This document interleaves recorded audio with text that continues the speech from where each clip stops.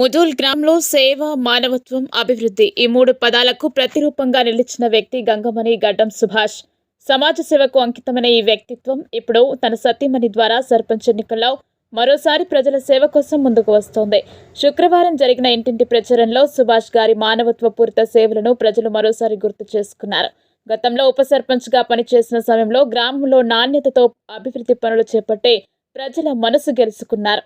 అత్యవసర పరిస్థితుల్లో ప్రాణాపాయ స్థితిలో ఉన్న పలువురిని రాత్రింబవళ్లో ఫోన్ వచ్చిన వెంటనే తన స్వంత వాహనంలో ఆసుపత్రులకు తరలించి అనేక మంది ప్రాణాలకు రక్షకుడిగా నిలిచిన వ్యక్తి ఆయన.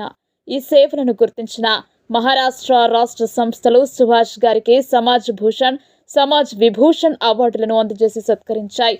గ్రామ ఖ్యాతి రాష్ట్రాలు దాటి మరింతగా వెలుగొందేలా చేశారు. నిరుపేదల ఆపనాస్తుడిగా కుల మతాలకు అతీతంగా ప్రతి ఒక్కరి సుఖ దుఃఖాల్లో ముందుండే వ్యక్తి గంగమణి సుభాష్. ఇప్పుడు ఆయన సతీమణి సర్పంచ్ గా బరిలో నిలుస్తుండగా అభివృద్ధి, ప్రజల సంక్షేమం మా ఎజెండా. గ్రామానికి సేవ చేయడానికి మా కుటుంబం ఎప్పుడు సిద్ధంగా ఉంది అని కుటుంబ సభ్యులు నమ్మకం వ్యక్తం చేశారు. గ్రామ సమస్యల పరిష్కారం, మౌలిక వసతుల పురోగతి, ప్రజల సంక్షేమం ఈ 3 లక్ష్యాలతో ముందుకు వచ్చారు. రాబోయే ఎన్నికల్లో కత్తెర గుర్తుపై ఓటు వేసి తమ అభ్యర్థిని గెలిపించాలంటూ ప్రజలను అభ్యర్థిస్తున్నారు. సమాజ సేవకుడి సేవలకు ప్రతిఫలం సేవా పంథాలో ముందుకు వస్తున్న సతీమణికి ప్రజల ఆశీర్వాదం లభిస్తుందా? గ్రామ ప్రజల నిర్ణయంపై అందరి దృష్టి నిలిచింది.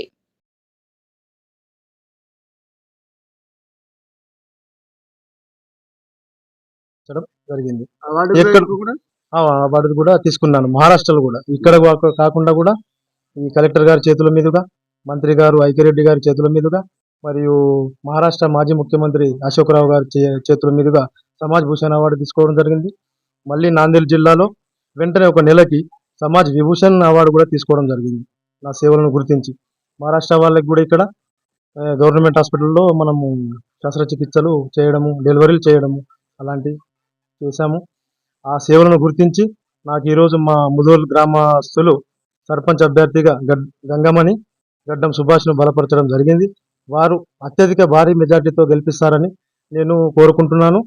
మరియు నా ముధోల్ గ్రామ ప్రజలకు నా జీవితం అంకితం చేస్తున్నాను. అయితే మీకు అనుభవం కూడా ఉంది అని తెలిసింది.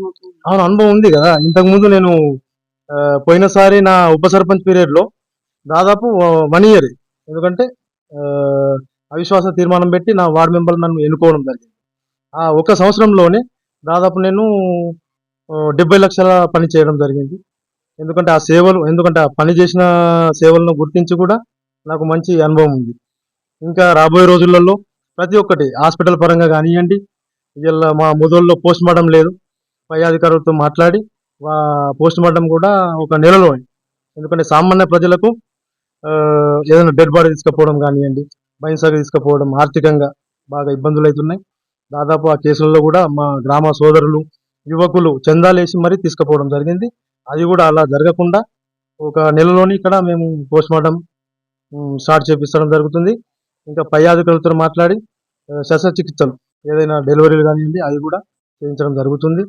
రాబోయే రోజుల్లో ప్రతి ఒక్కరికి, ఎందుకంటే నిరుపేదలకు ఇందిరమ్మ ఇల్లు కానివ్వండి, ముందు నిరుపేదలకు ఉంటాయి, పెన్షన్లు కానివ్వండి అవి కూడా నిరుపేదలకు చేరేలా అందేలా నేను చూసుకుంటాను. నా గ్రామస్తులు భారీ మెజార్టీతో పెద్ద మొత్తంలో ఆశీర్వదించి గెలిపిస్తారని కోరుకుంటున్నాను. అన్ని బాగానే చెప్పారు. రైతులకు ఏం చేస్తారు మరి? రైతులకు కూడా, ఎందుకంటే రహదారులు బాగా ఇబ్బంది ఉన్నాయి ఇప్పటి వరకు. ఎందుకంటే దాదాపు 20 సంవత్సరాల నుంచి కూడా వ్యవసాయదారులు మరమ్మతులు జరగలేదు. దానికి గ్రావెల్ కూడా ఇంకా ఏదైనా ఉంటే, ఎందుకంటే రైతులు ఇప్పుడు మన మార్కెట్ యార్డ్ ఉంది, దాని కొరకు కూడా మంత్రి గారి ద్వారా కానివ్వండి, ఎమ్మెల్యే ద్వారా కానివ్వండి వారికి మాట్లాడి మార్కెట్ యార్డ్ కూడా తొందరగా చేయించడం జరుగుతుంది.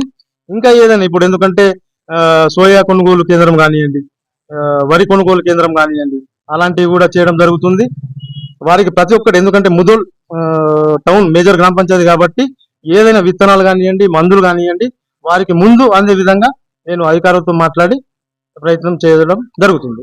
పెద్ద మనిషి ఏదో అడుగుతున్న మహిళలకు కూడా ఏమైనా కానుకలు ఇస్తారా? పెద్ద పీఠం ఇస్తారా?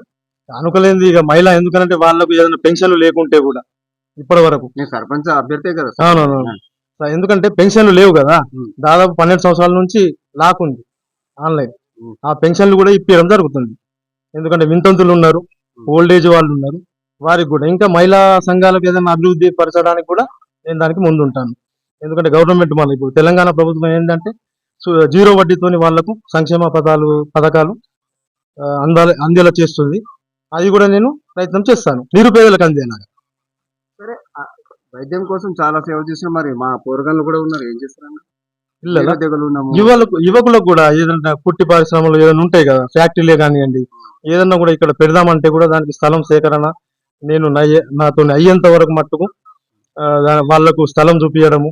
మరి ఇప్పుడు స్కూళ్ళు ఉన్నాయి, మోడల్ స్కూల్, దాన్ని కూడా ప్రయత్నం శాయశక్తుల ప్రయత్నం చేసి వారికి కూడా ఎందుకనంటే అక్కడ స్థలం చూపించి ప్రయత్నం చేసి ఏర్పాటు చేయడం జరుగుతుంది. యువకులకు కూడా గతంలో పాలకులు ఏ విధంగా చేశారు, కానీ అవినీతి లేకుండా చాలా ఇట్లా పరిపాలన సాగిస్తారు కొత్త తరంలో. గడ్డం గంగామణి, గడ్డం సుభాష్ మా బావగారు, మా అక్క, వాళ్ళు ఎన్నో సేవలు చేశారు. మా బావగారు అందరూ దయతలిచి మాకు ఓటేయగలరని నమస్కారం పెడుతున్నాను. అందరూ పెద్దలు చిన్నలందరూ ఓటేయండి. నమస్కారం. మా అన్నయ్య సర్పంచ్కు నిలబడ్డాడు. ఎక్కడన్నా ఆపద వచ్చిందంటే నిమిషంలో నిలబడతాడు మా అన్నయ్య. అది ఆల్రెడీ ముందు తెలుసు. ఇక ముందు కూడా మా అన్నయ్యకి ఆశీర్వదించి కత్తెర గుర్తు గీసి ప్రజల సేవల గురించి కూడా తెలుసు మా అన్నయ్యకి. అది గుర్తించుకొని మా అన్నయ్యకి ఇంకా ముందు నడిపియాలని ప్రజలని కోరుతున్నాను. అందరూ మా అన్నదమ్ములలాగా మా అన్న అందరికీ సేవ చేస్తాడు. ఆల్రెడీ మా ఇద్దరు తమ్ముళ్ళకి కూడా మాకు కూడా ఒక తల్లిదండ్రి లాగా ఉంటున్నాడు ఇప్పటికీ. అందుకే సర్పంచ్ ఆల్రెడీ ఉప సర్పంచ్ గా చేశాడు, వార్డ్ మెంబర్ గా చేశాడు. ఎక్కడైనా సరే ఇక్కడ సుభాష్ కు అని ఒక ఫోన్ కొడితే మా అన్న అక్కడ నిలబడతాడు 10 నిమిషాలలో. అదొకటి గుర్తుంచుకొని మా కత్తెర గుర్తుకి మా వదినని గెలిపించాలని కోరుతున్నాను అందరికీ.